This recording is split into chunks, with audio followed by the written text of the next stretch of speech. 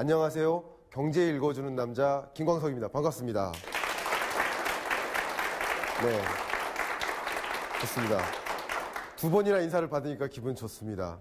제가 또 얼마 전에 2019년 경제전망이라는 책을 발간하면서 2019년을 정의를 내렸습니다. 2019년은 제가 그 주제를 결정점이다라고 했습니다. 2019년은 하강 국면이 확실시되는 시점, 확정되는 시점 해서 결정점이라는 표현을 썼습니다. 그래서 제가 질문 한번 드려볼게요. 여기 청년분이 계신데 취업을 준비하는 청년입니다. 요즘 경제가 어떻습니까? 어렵습니다. 치킨집을 운영하는 사장님이세요. 요즘 경제가 어떻습니까? 어렵습니다. 살림살이를 책임지는 주부세요. 요즘 경제가 어떻습니까? 그리고 직장 생활을 하는 월급쟁이 직장인입니다. 경제가 어떻습니까? 그래서 2019년 경제전망이라는 책의 그 시작을 대상은 다르지만 대답은 다르지 않다라고 했습니다. 요즘 경제가 어떠세요? 라는 질문에 대해서 같은 질문을 드리지만 대상이 다 달라도 똑같이 어렵다라고 답변하십니다. 이렇게 어려운 경제에 마침 지난주에 세계은행에서 저의 의견을 동조해주는 보고서를 발표했습니다. 바로 세계 경제 전망이라는 보고서를 발표했는데 세계은행에서 이 보고서의 부제를 뭐라고 했냐면 Darkening Skies, 어두워지는 하늘로 2019년을 정의 내린 겁니다. 그런데 2019년은 어쨌든 경제가 점점점 도미노가 쓰러지듯이 점점 하강하는 국면이다라고 말씀드릴 수 있어요. 그런데 경기가 호황일 때는 기업도 자기가 하는 전략적인 의사결정을 어떤 방식으로 해도 어떤 사업을 영위해도 다 잘 될 수 있어요. 주식시장이 호황일 때는 어떤 종목을 사야 될지 고민할 필요 없이 극단적으로 말씀드리면 어떤 종목을 사도 다 돈을 법니다. 부동산 경기가 화랑일 때는 역시 어떤 집을 사도 집값은 다 상승하기 때문에 고민의 여지가 없이 부동산 경기가 상승하는 국면이다라고 생각되면 무조건 집을 사면 됩니다. 그런데 경기가 불황일 때, 주식시장이 불황일 때, 부동산 시장이 불황일 때는 우리의 의사결정이 매우도 중요하겠다. 그런 과정에서는 여러분의 의사결정도 굉장히 중요하겠다. 내가 도미노가 쓰러지는 과정에서 우리 가족들을 데리고 이곳에서 이탈할지 그대로 있을지 중요한 의사결정을 앞에 두고 있다 하는 의미에서 2019년의 모습을 결정점이다라고 정의를 또 내린 것입니다. 그런데 한번 손 좀 들어봐 주세요. 저랑 다 같이 2018년 한 해 이렇게 걸어왔어요. 걸어왔는데 이제 왼쪽 길이냐 오른쪽 길이냐를 선택해야 됩니다. 자, 나는 오른쪽 길로 가겠다. 손 들어봐 주세요. 네, 반 정도 들으셨고 나는 왼쪽 길로 가겠다. 손 들어봐 주세요. 네, 좋습니다. 자, 한번 또 질문 드려볼게요. 여러분이 선택한 이 길이 잘한 선택인지 못한 선택인지를 확인하려면 어떻게 해봐야 되나요? 가봐야 되죠. 근데 가보고 나서 이 길을 잘 선택했다 아니다를 판단하려면 늦은 거죠. 그럼 우리는 어떻게 해야 되나요? 우리는 어떻게 해야 되냐면 그 길 끝에 뭐가 펼쳐져 있을지를 먼저 들여다봐야 된다. 이렇게 어려운 경제에서는 2019년 경제를 먼저 들여다보고 여러분의 의사결정이 따라와야 되겠다 하는 의미에서 2019년 경제를 먼저 들여다보는 것은 매우 중요하겠다라는 것을 강조합니다. 가계의 살림살이 측면에서 생각해 볼게요. 많은 분들이 그래요. 우리 어르신들이 그 어르신의 조상이죠. 또 오히려 과거에는 상처나면 뭐 발라라 그랬죠? 상처나면 된장 발라라 그랬어요. 근데 그때는 그게 지혜인 줄 알았어요. 그게 진리인 줄 알았어요. 근데 지금은 말도 안 되는 얘기죠. 근데 비슷한 거짓말이 있습니다. 우리네 부모님들이 잘 살려면 뭐 하라? 성실히 살아라. 잘 살려면 열심히 살아라. 부자 되지 않습니다. 열심히 살면 이렇게 사는 거예요. 그냥 내가 열심히만 살면 나는 더 점점점 가난해지는 거예요. 이게 무슨 얘기냐면 평균적인 근로소득자의 근로소득의 증가 속도가 자산 가치의 증가 속도보다 느리기 때문에 내가 그냥 열심히만 살면 나는 더 가난해지는 것이다. 그럼 우리는 어떻게 살아야 되느냐? 경제를 들여다보면서 살아야 되겠다. 특히 2019년 경제, 2020년 경제를 늘상 먼저 들여다보면서 살아야겠다. 먼저 2019년 경제, 2018년부터 이어지는 가장 중요한 이슈죠. 바로 미중 무역전쟁입니다. 첫 번째 이슈입니다. 미중 무역전쟁이 이미 시작됐습니다. 근데 가끔 미중 무역 분쟁은 미국 입장에서 무역수지 적자를 해소하기 위해서 노력하는 거다라는 표현을 하기도 했는데, 그러면서 미중 무역 분쟁이 단기간에 끝날 수 있다라고 하는 입장도 있습니다만, 저는 제 2019년 경제 전망에는 이거는 장기전이 될 것이다라고 전망을 했습니다. 트럼프 대통령이 장기전의 어떤 무역 분쟁을 시작했다라는 근거는 보시는 것처럼 이미 2011년부터 중국의 특허 출원 건수가 미국의 특허 출원 건수를 압도적으로 초과하기 시작했습니다. 그리고 여러 기업들, A사, 그죠? 그리고 또 A사, 그리고 M사, 이런 주요 미국의 대기업들의 모습을, IT 대기업들의 모습과 중국의 IT 대기업들의 모습, T사, A사, B사 다 마찬가지입니다. 이 모습이 비슷하게 추격되어 오고 있습니다. 결국 미중 무역 분쟁이 시작된 이유는 무역 수지 적자 폭을 해소하기 위한 게 아니라, 단순한 그런 의미가 아니라 미래 먹거리 산업을 내주지 않아야겠다 하는 중국에 대한 견제로서 무역 분쟁이 시작된 것이다. 이렇게 주장할 수 있는 근거를 대보면 미국이 중국에 대해서 25% 관세를 부과했는데, 관세 부과한 품목들을 제가 다 나열해 봤습니다. 나열한 이 모든 품목이 다 하이테크 산업입니다. 첨단 산업이에요. 결국 미래의 먹거리를 우리가 중국한테 내주지 않겠다, 중국을 견제하겠다라는 컨셉에서 미중 무역 분쟁이 시작된 거기 때문에 이게 단기전에 끝나기 어려울 것이다 라고 제가 전망하는 이유입니다. 두 번째 주제로 가겠습니다. 두 번째 세계 경제의 가장 중요한 이슈는 바로 긴축의 시대로의 전환입니다. 보시는 사진은 제롬 파월, 미 연준 의장이죠. 미 연준 의장의 기준금리 의사결정에 따라서 세계가 좌지우지되는 모습이다라는 것을 보여주는 그림입니다. 트럼프 대통령이 아니라 연준 의장, 한국으로 치면 한국은행 총재죠. 잠깐 말씀드려보면 금리의 정의를 잠깐 정리를 해봐야 될 것 같아요. 한번 따라해봐 주세요. 금리란 돈의 가치. 그럼 금리를 인하하면, 금리를 떨어뜨려요. 기준금리를 인하하면 무슨 일이 생기냐면 돈의 가치가 떨어지니까 같은 조건 하에서 기업들의 뭐가 늘어날까요? 투자가 늘어납니다. 기업들이 투자를 더 늘리면 자연스럽게 뭐가 나타날까요? 일자리가 창출됩니다. 그래서 고용이 늘어요.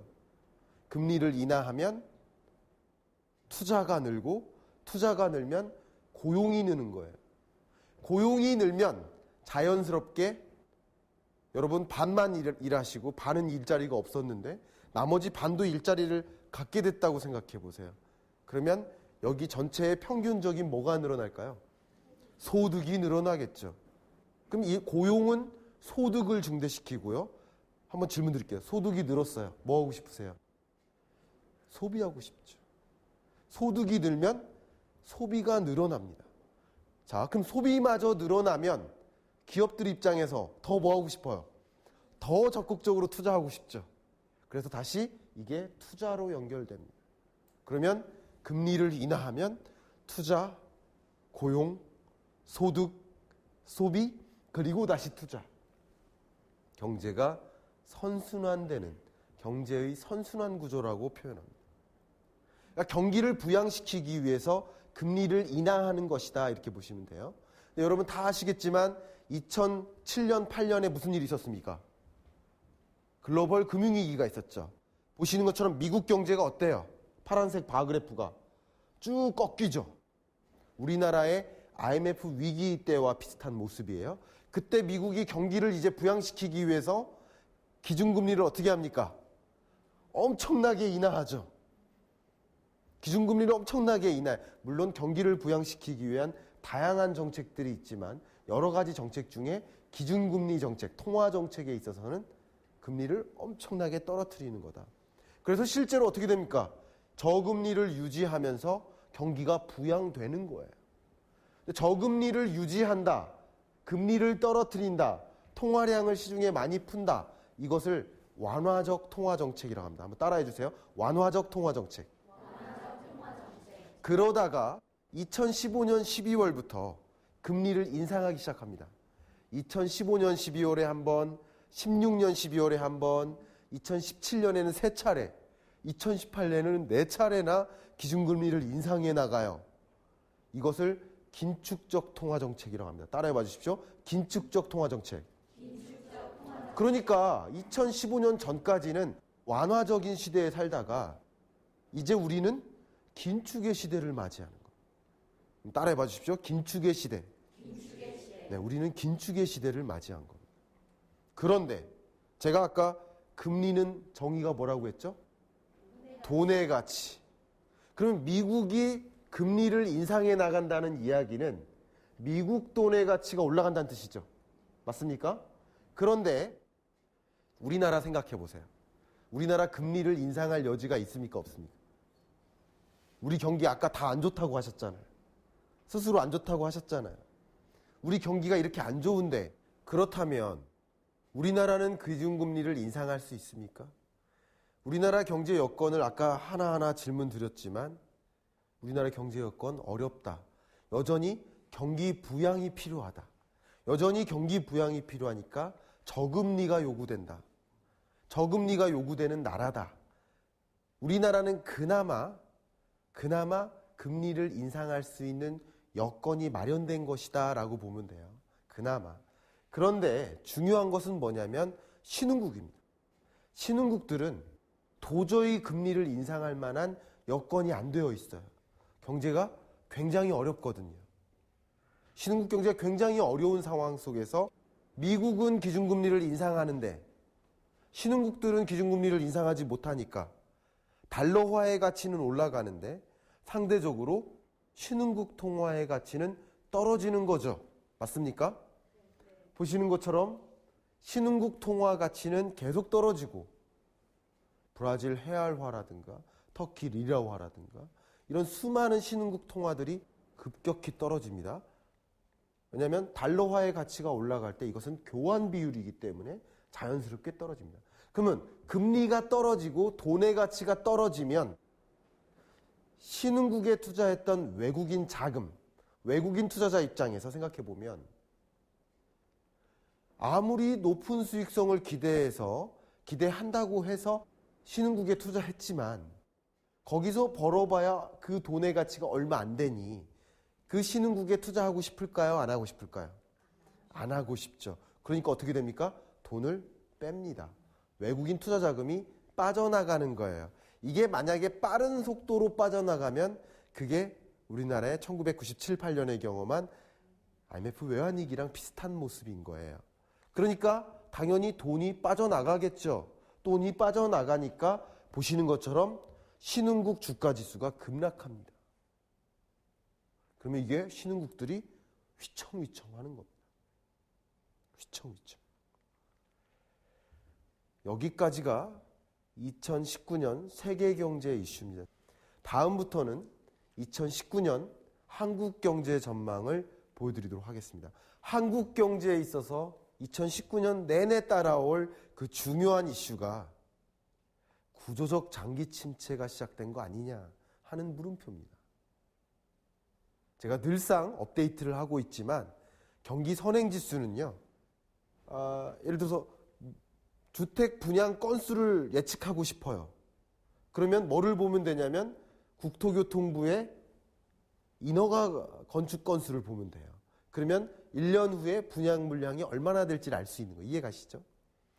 이 사람이 뭐 열이 많이 나고 땀이 삐질삐질 흘려요. 그럼 이 사람은 하루 있다가 감기가 걸릴 거라는 것을 알 수 있어요. 그런 식으로 선행지표라는 것이 있습니다. 근데 경제를 먼저 볼 수 있는 선행지표가 있는데 경기 선행지수가 100 이하로 급락하고 있습니다. 이것은 2019년 동안에도 경제가 단기적으로 회복되기 어려운 모습이겠구나 하는 생각을 해볼 수 있겠습니다. 제가 알고 있는 모든 경제지표 중에 개인적으로 가장 신뢰하는 경제지표가 있어요. 그것은 OECD 경기 선행지수예요. 왜냐하면 경기 선행지표도 우리나라만 떨어지는 게 아니라 다 같이 떨어지는 걸 수도 있잖아요. 그것을 정확히 확인해 볼 필요가 있기 때문에 다른 나라들과 비교해 보면서 경기가 어떻게 되는지를 확인해 봐야 되기 때문에 저는 OECD 경기 선행지수를 굉장히 신뢰합니다. 그런데 보시는 것처럼 중국은 떨어지다가 반등합니다.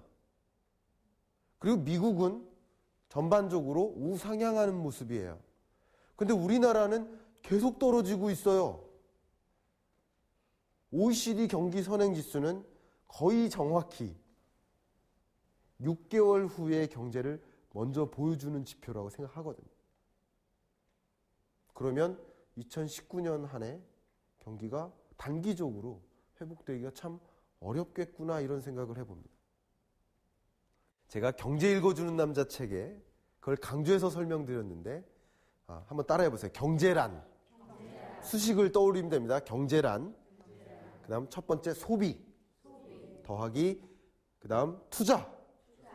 더하기 정부 지출. 더하기 순수출. 제가 이 공식만큼은 반드시 암기하셔라 말씀드렸어요. 왜냐하면 그 공식을 알고 계시면 경제를 보는 눈이 확 트이기 때문이에요. 제가 그 책에다가는 어느 정도까지 이야기했냐면 응급실에 갔어요. 사고가 나가지고 당신 이름 뭐예요? 하니까 저 거의 죽어가는 상황에서 저는 김광석입니다. 이렇게 답변할 수 있잖아요. 그러면 경제는 뭐예요? 그러면 경제는 소비 더하기 투자 더하기 정부 지출 더하기 순수출입니다. 라고 할 수 있어야 된다고까지 설명해놨어요. 그렇게 우리는 반드시 기억을 해야 됩니다. 그래야 경제 돌아가는 걸 이해할 수 있는데 그러면 경제의 규모는 그런 나머지 것들을 더한 것인데 경제 성장률이라는 개념을 잠깐 설명드릴게요. 경제 성장률은요 어렵지 않습니다. 제가 빵집을 비유할게요. 작년에는 빵집의 매출액이 100만 원이었어요. 올해는 빵집의 매출액이 105만 원이에요. 몇 퍼센트 늘었죠? 5% 늘었어요. 그게 경제 성장률입니다. 빵집의 매출액 100만 원은 경제입니다. GDP. 그리고 그게 얼마나 늘었는지가 경제 성장률입니다. 그러면 빵집이 아니라 한국 경제 성장률이 뭔지 아시겠죠? 빵집이 아니라 한국 경제가 아니라 세계 경제 성장률이 뭔지 아시겠죠? 그게 세계 경제 성장률의 개념이에요. 근데 어쨌든 한국 경제 성장률을 잠깐 논할 텐데 한국 경제 성장률은 다시 말하면 소비의 증감률, 투자의 증감률, 순수출의 증감률, 정부 지출의 증감률의 평균이겠죠. 정확히 말씀드리면 가중평균이죠. 평균적인 증감률이겠죠. 그런데 보십시오. 이 그래프 굉장히 중요합니다. 우리나라의 문제가 뭐냐면 중요한 것은 한 번만 더 말씀드릴게요. 투자는 건설 투자와 설비 투자로 구분됩니다. 하나 더 붙으면 지재 투자가 있습니다만 이건 작아가지고 무시해도 될 만큼이에요. 어쨌든 투자는 건설 투자와 설비 투자로 구분된다. 근데 건설 투자와 설비 투자가 어때요? 계속 하락하고 있죠. 급락하고 있습니다. 근데 급락하는 정도도 마이너스예요. 한번 따라해 봐 주십시오. 투자는 경제의 엔진이다. 그럼 엔진이 꺼지는 거예요. 경제가 단기적으로 회복되기 어려운 상황이다. 더 중요한 것은 아까 계속 강조했듯이 투자는 뭐에 영향을 줘요? 고용에 영향을 줘요. 그러면 고용에 영향을 주기 때문에 투자가 이렇게 위축된 상황에서는, 기업들의 투자가 이렇게 위축된 상황 하에서는 절대 어떤 경우에도 고용이 창출되기가 어렵다. 현 정부의 정책 기조는 일자리를 많이 만들기 위해서는 제가 고용정책은 고용에 없다라고 얘기합니다. 고용정책은 투자에 있다라고 생각합니다. 그렇기 때문에 고용정책을 하려면 기업들이 더 적극적으로 투자할 수 있도록, 기업들이 더 적극적으로 경영할 수 있도록 투자 환경을 개선시켜서 투자를 끌어올려야만 자연스럽게 양질의 일자리가 나타난다. 그렇기 때문에 고용정책이 아니라 투자 활성화 정책이 필요하다라고 강조를 하는 것입니다. 그런데 구조적 장기 침체가 시작된 게 아닌가 하는 굉장한 걱정이 있습니다. 구조적 장기 침체가 오는가라는 질문에 대해서 방금 투자라는 항목을 봤고요. 그 다음 제가 강조하고 싶은 소비라는 항목을 보도록 하겠습니다. 소비. 근데 그 소비를 볼 수 있는, 구조적으로 소비가 어떻게 흐르는지를 볼 수 있는 중요한 잣대, 지표가 있는데요. 그 지표를 따라해 봐 주세요. 평균 소비 성향. 한 번만 더요. 평균 소비 성향. 그럼 평균 소비 성향의 개념이 뭐냐면 분모에 가처분 소득을 두세요. 소득입니다. 소득인데 가처분 소득. 가처분 소득은 그냥 편하게만 말씀드리면 월급 통장에 찍히는 월급 다 떼고 그냥 그거를 가처분 소득이라고 생각해 봅시다. 분자에는 소비 지출액을 둬요.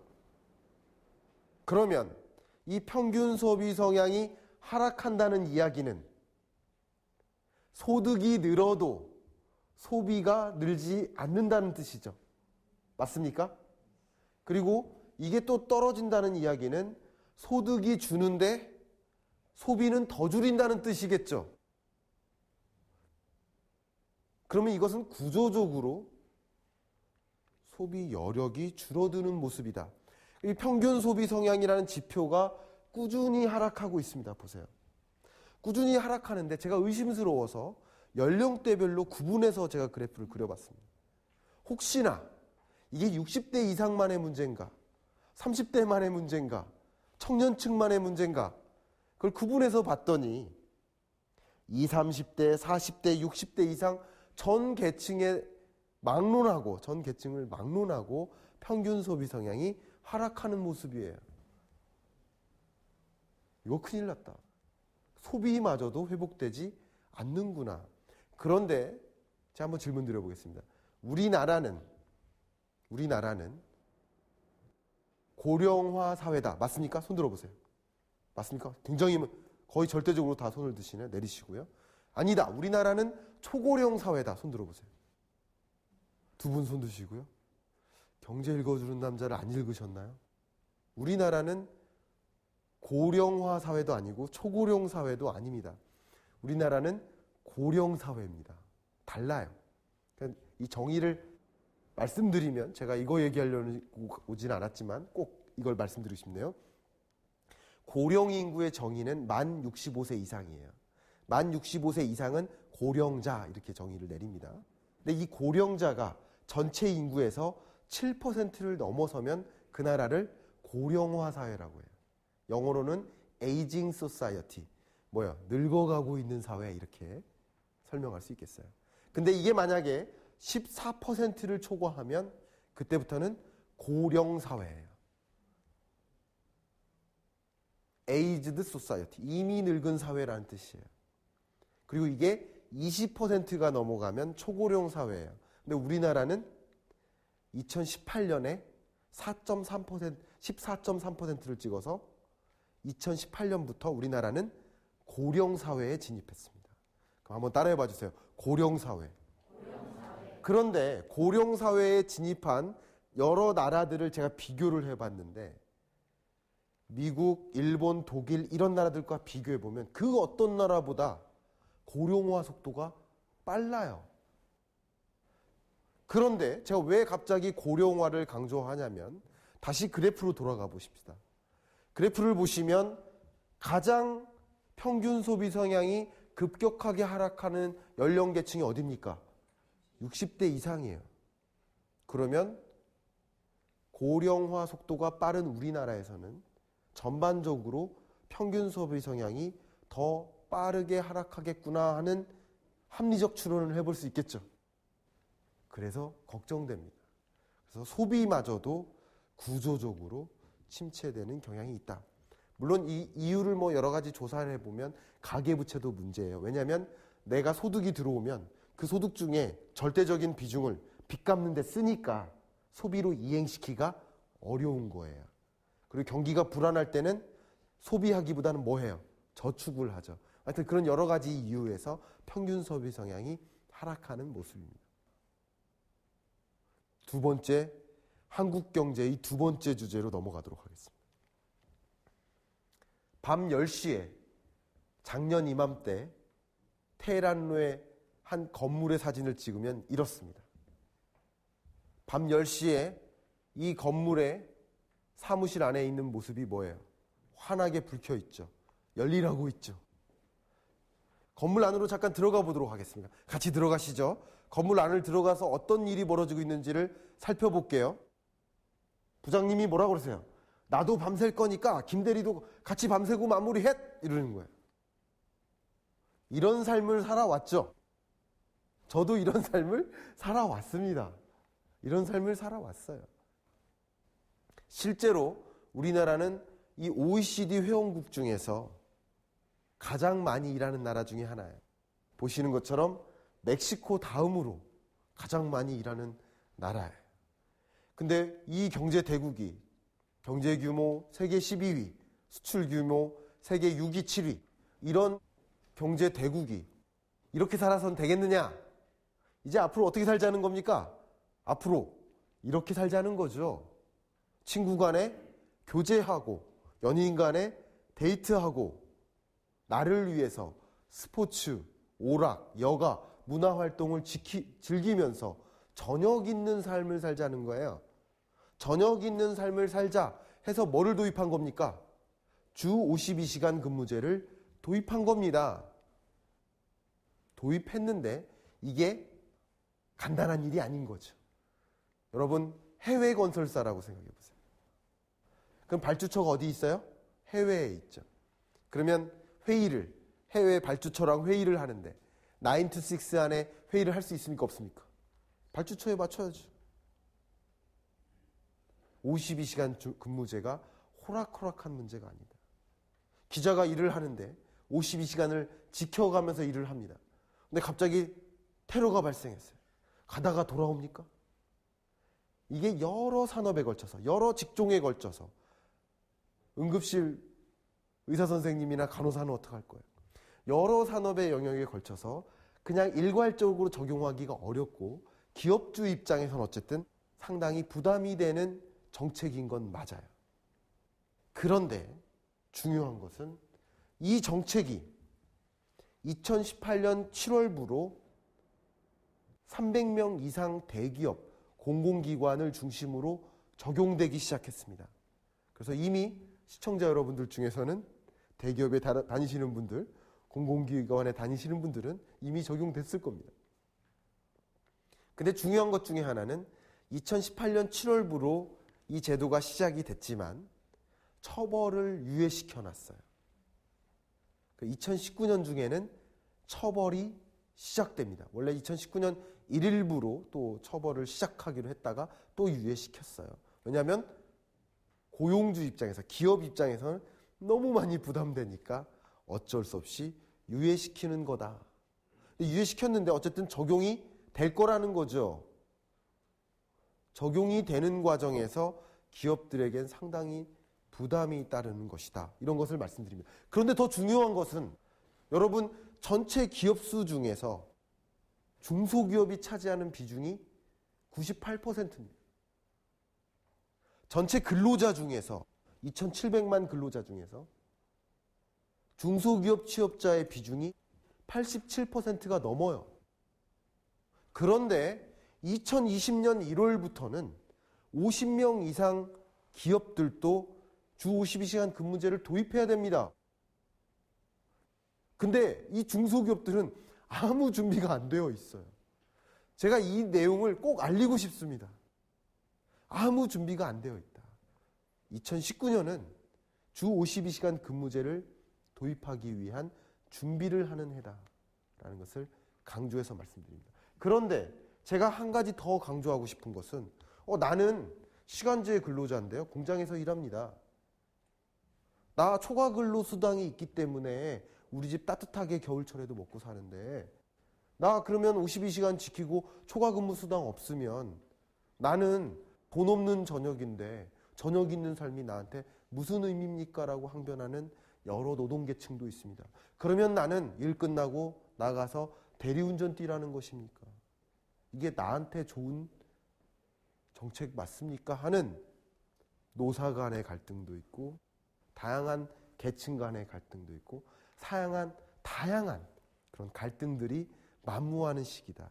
그렇기 때문에 이 주 52시간 근무제가 좋다 나쁘다가 아니라 좋습니다. 필요합니다. 그러나 이걸 도입하는 과정에서 여러 가지 악조건들을 해결하는 그런 노력 반드시 필요하다.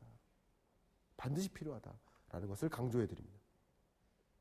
제가 2019년 경제 전망을 하면서 2019년 경제를 뭐라고 정의 내렸습니까? 아까 말씀드렸죠? 결정점이다라고 정의 내렸어요. 그게 주제입니다. 그리고 2019년 경제의 주인공은 제가 개인적으로 신흥국이다라고 했습니다. 아까 신흥국 말씀드렸죠. 2019년 경제를 만약에 노래 장르로 표현한다면 저는 슬픈 발라드다라고 장르를 표시합니다. 2019년 경제의 클라이막스, 슬픈 발라드의 그 정점, 그것은 바로 고용 없는 경제입니다. 따라해 봐 주십시오. 고용 없는 경제. 마침 얼마 전에 사실 한국은행에 방문해서 강연하러 가는 길에 한 기자한테 전화가 왔어요. 정말 재미있었던 일입니다. MBC 기자한테 전화가 왔습니다. 전화가 와가지고 한국은행에서 이런 보고서를 냈는데 이거 맞습니까? 이렇게 질문해요. 최저임금이 인상됐는데 생산성이 오히려 늘었습니다. 라는 보고서가 나왔대요. 이거 어떻게 해석해야 되죠? 라고 전화가 왔어요. 답변을 했습니다. 그러니까 바로 인터뷰를 하재요. 그래서 강연 끝나고 바로 인터뷰를 했습니다. 그래서 그날 저녁 8시 뉴스에 아침에는 한국은행을 강연하고 저녁 8시에는 한국은행을 비판했어요. 공공기관이니까 비판해도 됩니다. 지적을 계속해야죠, 우리가. 뭐냐면 최저임금이 인상됩니다. 제가 얼마 전에 한 외식업체 사장님과 대화를 나눌 일이 있었는데 1000명 정도의 직영 시스템이기 때문에 1000명 정도의 최저임금 대상에 해당되는 근로자를 함께 일하고 있습니다. 근데 매출액이 안 늘어요. 여러분, 빵집이 있어요. 빵집이 매출이 안 늘어요. 종업원을 어떻게 늘립니까? 그런데 매출이 안 느는데 인건비가 10% 늘어났대요. 그러면 이 외식업체 사장님의 결정은 뭐예요? 1000명의 일자리를 900명으로 줄이는 거예요. 그럼 최저임금 인상은 900명의 임금을 인상시킨 것이지 나머지 100명의 임금은 0을 만든 것이다. 그럼 정말 이게 소득이 늘어나는 것이냐?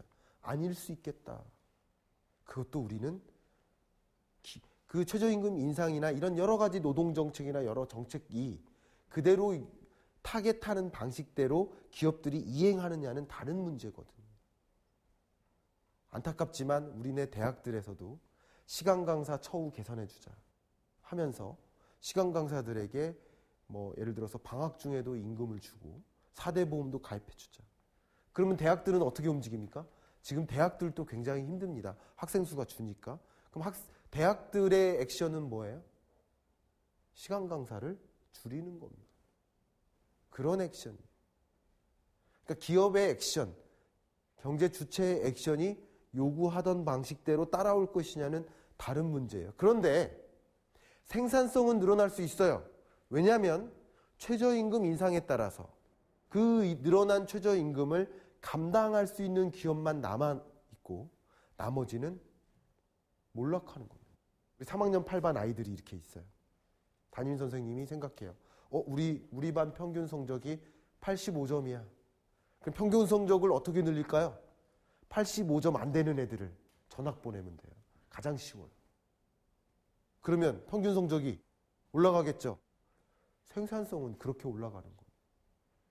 최저임금을 감당하지 못하는 기업들이 여러 되기 때문에 자연스럽게 생산성이 느는 거예요. 생산성이 늘어나는 것과 생산량이 늘어나는 것은 다른 이야기겠죠. 제가 최저임금 인상이나 52시간 근무제를 반대하는 것이 아닙니다. 필요합니다. 정말 필요한 정책이에요. 분배 정책 너무나 요구되는 정책이에요. 그러나 지금과 같은 시점에는 상당히 부담이 되는 정책인 건 맞지요. 그것을 파악하자는 거죠. 좀 정책도 유연하게 움직여야 되지 않을까 생각을 합니다. 그 경제의 흐름을 읽고 제가 한번 경제 읽어주는 남자 책에다가 뭐라고 얘기하냐면 제가 이렇게 강연을 많이 가니까 강연 가면 꼭 이렇게 질문합니다. 어디다 투자해야 돼요? 그럼 제가 뭐라고 할까요? 투자하지 마세요. 그럽니다. 전제가 있습니다. 경제를 모르고 투자하지 마세요. 그럼 그 책에다 제가 뭐라고 남겼냐면 경제를 모르고 투자하는 일은 눈을 감고 운전하는 일과 같다. 역시 정부도 기업도 눈을 뜨고 정책 의사결정, 경영 의사결정, 여러분 가게들은 투자 의사결정을 하셔야 되겠다라는 것을 강조해야 됩니다. 그런데 이렇게 고용 없는 경제가 왜 왔느냐?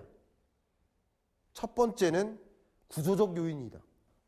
왜냐하면 정부는 대기업 탓하고 대기업은 정부 탓하고 청년들은 나라 탓하고 뭐 다 서로 남 탓하기, 이거는 누구 탓할 일이 아니라 우리 모두가 만든 일이에요. 우리 모두가 만들어 놓은 일이에요. 고용이 어려운 그런 환경을 청년들한테 준 거예요. 첫 번째는 구조적 요인. 우리나라의 주력 산업을 내주는 과정에서 산업에서 인력이 유출되는 것이다. 두 번째는 아마도 경기적 요인. 신흥국 불안하고 금리 인상하고 우리나라 투자 위축되고 자연스럽게 일자리가 마련되기 어려운 상황이다. 세 번째는 아마도 정책적 요인이다. 이런 과정에서 정책 기조는 근로조건 개선을 초점을 두고 있어요. 근로조건 개선은 일자리의 양이라는 정책 기조와 두 마리와 토끼 같다. 둘 다 잡을 수는 없다. 근로조건을 개선하면 고용주는 부담이 되니까 일자리 양을 줄이기 마련이다. 아마도 네 번째 문제는 산업적 요인이다. 산업적으로도 기업들이 도저히 우리나라에서 기업 경영 못하겠어 하고서 외국으로 떠나는 거예요. 그리고 마지막으로 다섯 번째는 아마도 기술적 요인이다. 왜냐하면 그 모든 것들을 기계로 대체하는 거죠. 보시는 사진과 같이 그렇습니다. 그게 고용 없는 경제입니다. 보시는 것처럼 고용 없는 경제가 있는지 여부를 판단하는 지표를 수도 없이 많은데요. 딱 세 가지 지표만 말씀드릴게요. 하나가 따라해보세요. 고용률. 그 다음 실업률. 다음은 취업자 증감. 보시는 것처럼 고용률이 2017년보다 떨어졌습니다. 실업률은 2013년 이후로 계속 올라가고 있습니다. 고용 없는 경제죠. 다음 취업자 증감인데 취업자는 작년보다 취업자가 얼마나 늘었는지를 보는데 취업자 증감 폭이 2018년에 10만 명이 안 됩니다. 최근 들어서 가장 작습니다. 고용 없는 경제도. 투자가 이렇게 위축된 상황에서는 단기적으로도 고용이 창출되기 어렵겠구나. 이제 마무리를 하도록 하겠습니다. 2019년 경제 어떻게 흘러갈 것인가? 이 표로 요약이 될 것 같습니다. 아마도 본 강연 50분짜리를 1분으로 줄이자면 이 표를 가지고 이야기하는 거랑 차이가 없습니다. 보시면 2017년은 3.1 반짝 성장하는 해예요. 그리고 2018년은 살짝 하락했죠. 그래서 2017년에 반짝 성장했는데 이 성장세를 이어갈지 아니면 다시 꼬꾸라질지 잘 모르겠다 해서 2018년을 제가 2017년에 전망할 때는 2018년을 변곡점이라고 제가 표현했었어요. 그리고 2018년에 2019년을 전망할 때는 하강 국면이 명확해지는 시점이라고 해서 제가 결정점이라고 했다.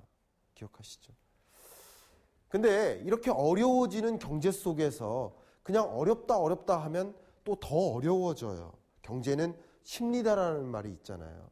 그렇기 때문에 제가 어렵다는 이야기를 강조한 게 아니라 여러분 긴장하세요. 준비하세요. 2019년 안에 어떤 위험 요인이 있고 어떤 기회 요인이 있는지를 정확히 파악하셔야 됩니다. 먼저 2019년 경제를 들여다봐야 됩니다. 그래서 위험 요인들을 잘 피해 나가고 기회 요인들을 적극적으로 포착해 나가는 노력이 필요하겠다라는 것을 강조해 드립니다. 마무리를 짓겠습니다. 지금까지 말씀드렸던 2019년 경제 전망, 어떻게 2019년 경제가 들여다 보이십니까? 네. 2019년에 세계적으로, 국내적으로 어떤 경제적 현안들이 펼쳐질지를 충분히 들여다보셨을 거라고 생각이 됩니다. 그런데 제가 앞에 말씀드렸던 것처럼 2019년 경제에서는 이렇게 결정점의 상황에서 여러분이 좋은 의사결정을 하려면 다양한 위험 요인과 기회 요인들을 모니터링하고 그것들을 정확히 판별해서 적극적으로 여러분의 행동을 변화시켜야 한다는 것을 강조해서 말씀드리고 싶은데요. 지금까지 드렸던 말씀을 그냥 인문학적으로 좀 마무리를 해보도록 하겠습니다. 2019년에 제가 경제를 계속 여러 번 강조하지만 2019년은 결정점이다. 그래서 1968년으로 돌아가 봅니다. 당시 멕시코 올림픽 당시입니다. 멕시코 올림픽 중에 한 높이뛰기 선수가 폴짝 뜁니다. 그런데 이 멕시코 올림픽 경기장에 8만 명의 관중이 일제히 일어납니다. 기립박수를 칩니다. 왜냐하면 이 선수가 처음으로 등 뒤로 뛰었어요. 배면뛰기 기술이라고 해요. 그 전까지는 모든 선수가 발 벌려 뛰기를 했습니다. 아니면 굴러뛰기. 제가 여기서 굴러드릴 수 없으니까. 이 선수가 등 뒤로 뛰는데 세계 신기록을 갱신합니다. 그날 금메달을 땁니다. 후대의 모든 높이뛰기 선수의 표준 높이뛰기 기술로 정립됩니다. 우리가 지금부터 알아봐야 될 것은 왜 이 포스베리 선수가 혼자 등 뒤로 뛰었을까를 봐야 될 텐데, 멕시코 올림픽 전까지는 높이뛰기 경기에 그 경기 바닥에 3m를 뛰어요. 근데 등 뒤로 뛰는데 바닥이 모래바닥이었어요. 그럼 등 뒤로 뛰면 다시는 못 뛰어요. 그게 마지막 뛰기예요. 그러니까 등 뒤로 뛰는 시도를 안 했었죠. 근데 이 멕시코 올림픽 당시에 매트가 도입됩니다. 2m 정도의 매트를 깔아요. 환경이 바뀌었어요. 이제 등 뒤로 뛰어도 되는 환경이 된 거예요. 자, 달라진 환경을 맞이합니다. 달라진 환경을 맞이하지만 모든 다른 높이뛰기 선수는 하던 방식을 고수하면서 똑같이 뛰었지만 이 포스베리 선수만 달리 뛰기를 시도한 겁니다. 달리 뛰는 방법을 시도한 겁니다. 2019년 경제에 굉장히 많은 변화가 놓여져 있습니다. 다양한 위험 요인과 다양한 기회 요인들이 있습니다. 우선 우리는 어떤 기회, 어떤 위험 요인이 있는지를 정확히 판단하고 우리는 준비를 해야 됩니다. 제가 얼마 전 한 기업 강연을 갔다가 위기신흥국 중에 이런 나라들이 있습니다라고 얘기했는데, 그 위기신흥, 예를 들어 터키, 아르헨티나, 멕시코 이런 나라들입니다. 그 위기신흥국들 우리가 수출하는 수출 대상국입니다라고 얘기합니다. 그럼 환경이 이렇게 변하면 기업은 어떻게 바꿔야 되는 거예요? 수출 대상국을 다변화하는 노력이 필요한 거예요. 그러니까 모니터링을 해야 됩니다. 기준금리 인상 속도가 변화가 생겼어요. 그러면 여러분들도 투자 의사결정에 변화를 줘야 되는 거예요. 정부도 마찬가지. 경제 기조가 자꾸 바뀝니다. 그럼 그 경제 기조에 적합한 경제정책 기조를 만들어야 되겠죠. 보시는 것처럼 이 선수가 변화된 환경에 맞게 달리 뛰는 시도를 했듯이 지금까지 어떤 방식으로 살아왔고 어떤 방식으로 경영했고 어떤 방식으로 정책 의사결정을 했을진 모르겠지만 앞으로 달라지는 환경 하에 걸맞게 맞는 의사결정을 하기 위해서 2019년 경제를 먼저 충분히 들여다보실 수 있기를 바라고요. 여러분들이 이 포스베리 선수처럼 높이뛰기 세계 신기록을 갱신하는 여러분 한 분 한 분이 되실 수 있기를 바라면서 이만 제 강연을 마무리하겠습니다. 경제 읽어주는 남자 김광석이었습니다. 반갑습니다. 감사합니다.